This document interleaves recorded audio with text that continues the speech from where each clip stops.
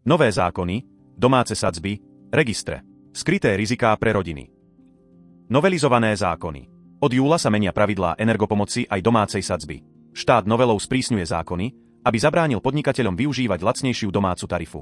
Po novom bude musieť každý odberateľ plynu a elektriny pri zmluve jasne uviesť, či ide o domácnosť alebo podnikanie. A pribudne aj povinná evidencia charakteru odberu plynu, elektriny a tepla, či ide o byt, dom, garáž alebo chatu. Obmedzenie počtu. Ministerstvo plánuje vyčistiť registre a obmedziť počet prechodných pobytov.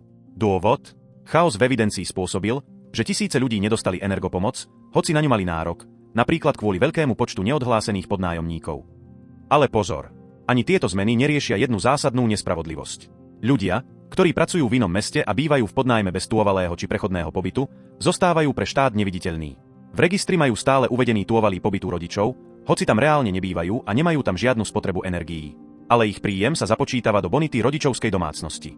Rodičia tak môžu prísť o energopomoc, hoci ich deti im neprispievajú ani eurom. Záver. Zmeny zákonov teda riešia časť problému, ale nie jeho jadro.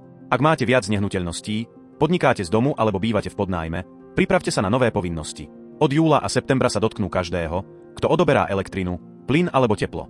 Ak chcete vedieť, čo novela nerieši a kto zostáva bez pomoci, pozrite si aj ďalšie video. Sledujte ma, zdieľajte a píšte komentáre.